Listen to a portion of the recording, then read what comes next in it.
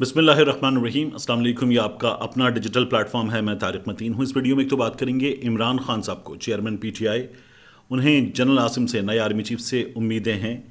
इस मामले में इमरान खान साहब ने ख़ुद भी बात की कि गलत क्या है, सही क्या है, आइनी क्या है, गैर आइनी क्या है।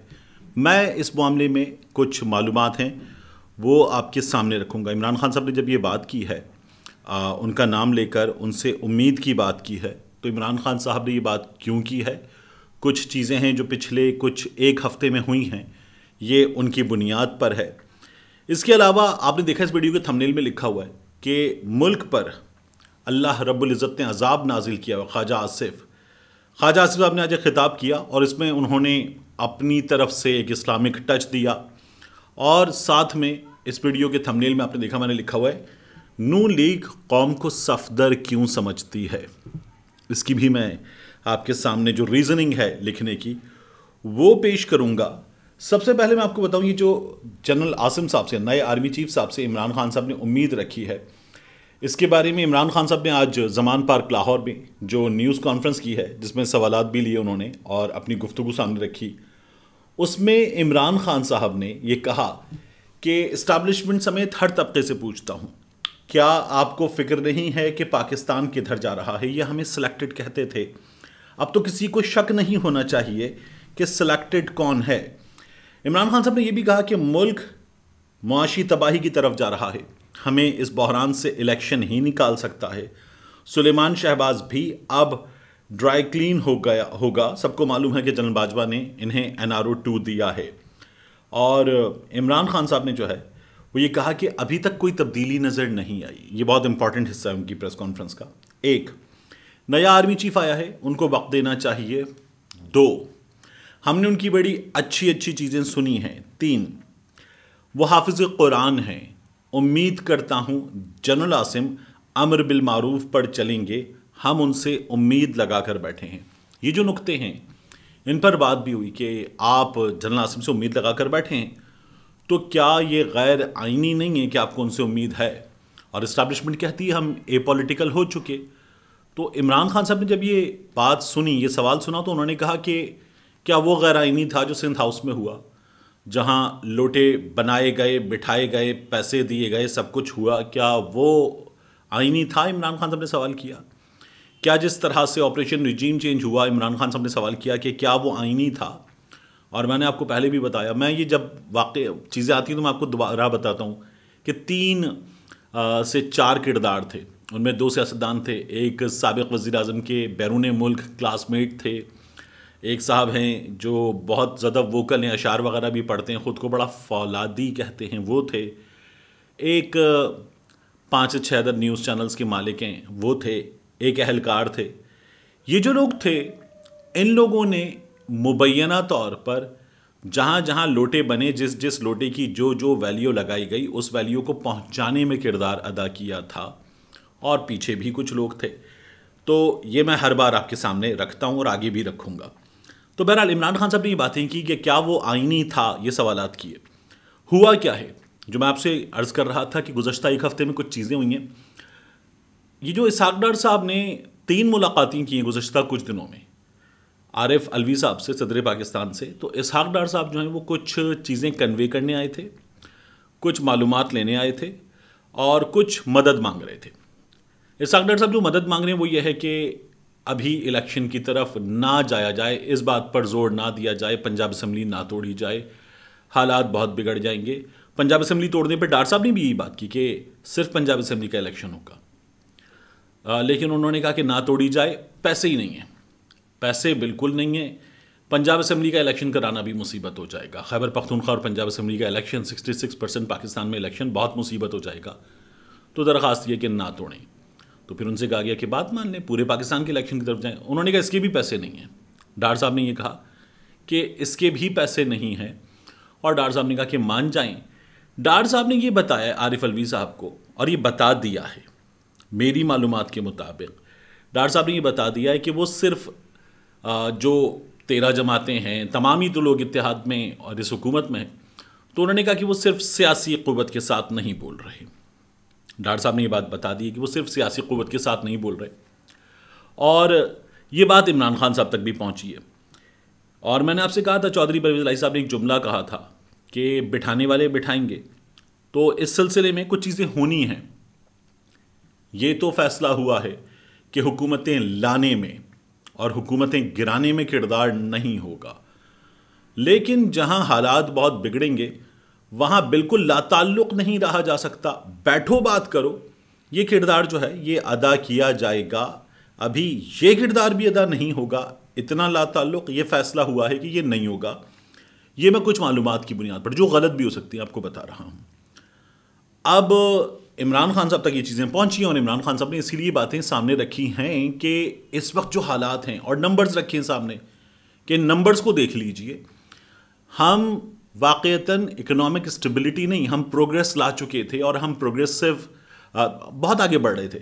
इमरान खान साहब ने जो चीज़ें सामने रखी वो मैं आपके सामने दोबारा क्विक रीकैप रख दूँ।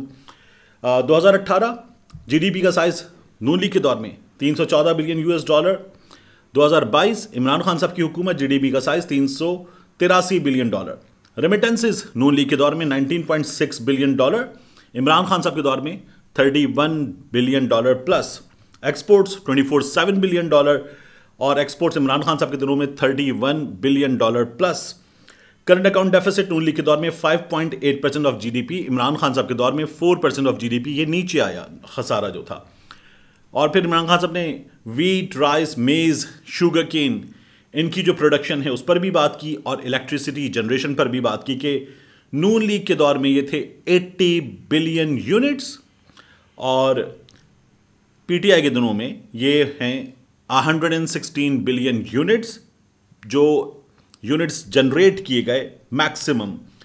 नून लीग के दौर में मेगा डैम्स पर काम जीरो, पीटीआई के दौर में 6 मेगा डैम्स पर, 6 डैम्स पर, और उनमें 2 मेगा डैम्स जो हैं इन पर काम शुरू हो चुका है।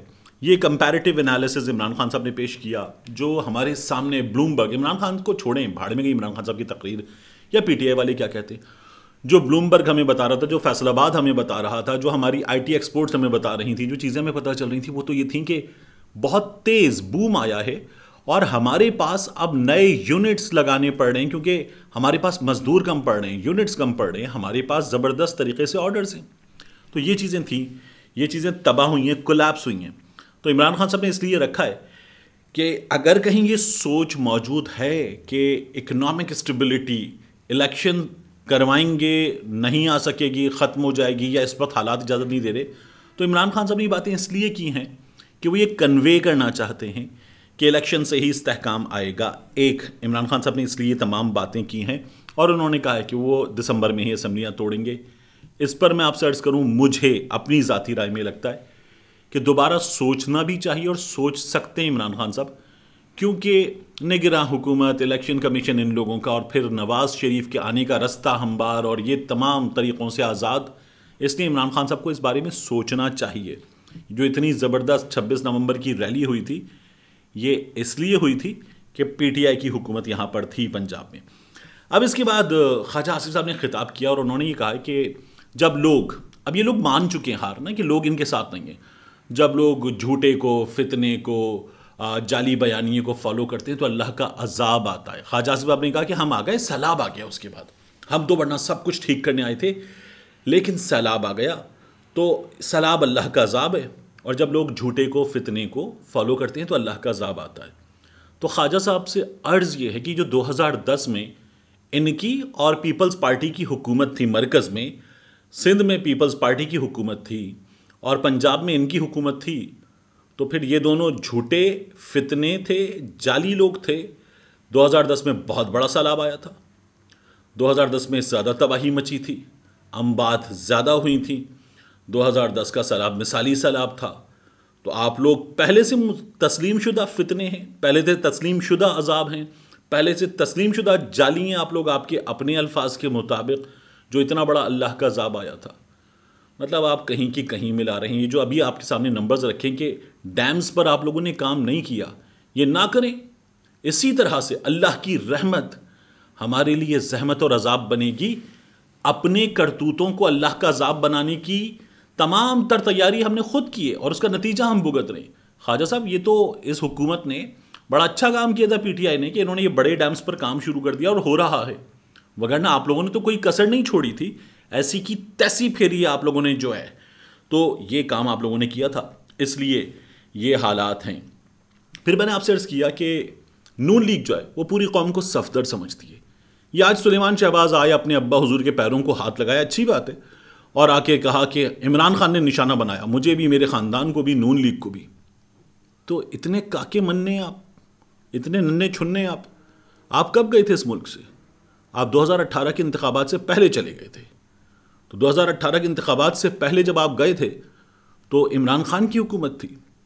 आपके ताया हुजूर जिनको जनरल बाजवा को तमाम चीज़ों का जिम्मेदार करार देते हैं, तो फिर उन पर डालिए ये सब कुछ। और आप लोग जो इमरान खान को निशाना बना रहे, हिम्मत कीजिए, बात कीजिए। जनरल बाजवा का जिस तरह से पहले आपके ताया हुजूर नाम लेते थे गुजरांवाला के जलसे में, कोयटा के जलसे में, अब भी नाम लीजिए। वो जो कुछ करके गए हैं उसके नतीजे में ये तमाम चीज़ें हुई हैं कि आप इसाक डार साहब और ये तमाम बातें आप आज बोलने के काबिल हैं, वगरना आप तो इमरान खान के आने से पहले मुल्क से फरार हो गए थे, चंपत हो गए थे। दूसरा, राना सनाउल्लाह साहब। राना सनाउल्लाह साहब एक और चीज़ हमें फरमा रहे हैं कि मुझ पर इमरान खान ने मुकदमात बनवाए, शहरियार आफरीदी ने मुकदमात बनवाए, मुझ पर मुनशियात का केस डाला, इमरान खान खुद नशा करता है। ये राना सनाउल्लाह साहब का फरमाना है। तो राना साहब को याद रखना चाहिए कि शहरियार आफरीदी साहब ने एक बात कही थी, जान अल्लाह को देनी है कहने के बाद, कि डीजी एफआईए ने मुझे बताया है, और उन्होंने ये भी कहा कि दिखाएं सबूत, लेकिन उन्होंने बताया गया, बाद में उन्होंने कहा मुझे बताया था कि एक एक सबूत मौजूद है। डीजी एफआईए ने कहा है, यानी हम जनरल आरिफ मलिक साहब की बात कर रहे हैं। तो राना साहब, वो मेजर जनरल आरिफ मलिक साहब जो हैं, उनके खिलाफ कार्रवाई कीजिए आप, जिन्होंने एक वजीर को ये बताया, आपके बारे में मीडिया को ये बताया, प्रेस कॉन्फ्रेंसेस एक नहीं एक से जायद ये बताया कि आपके खिलाफ तमाम चीज़ें मौजूद हैं, तमाम सबूत मौजूद हैं, वीडियोस वगैरह मौजूद हैं, और आपके पास से सब कुछ बरामद हुआ है। तो आप शहरियार आफरीदी के खिलाफ कार्रवाई कर दें, फिर आपको उनके खिलाफ भी कार्रवाई करनी पड़ेगी। तो ये हिम्मत आप करेंगे नहीं।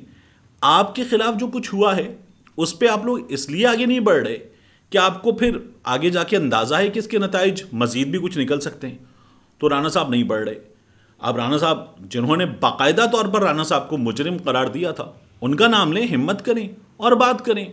जिस तरह अंसार अब्बासी साहब ने कहा कि क्या उनका कोर्ट मार्शल हो सकता है, तो राना साहब तो वज़ीर दाखिला हैं, हिम्मत करें, डिमांड करें बाकायदा तौर पर। हुकूमत है आप लोगों की, वज़ीर आज़म आपका है, लेकिन ये भी हमें होता हुआ नज़र नहीं आ रहा है। मिलते हैं इंशाल्लाह आपसे अगली वीडियो में।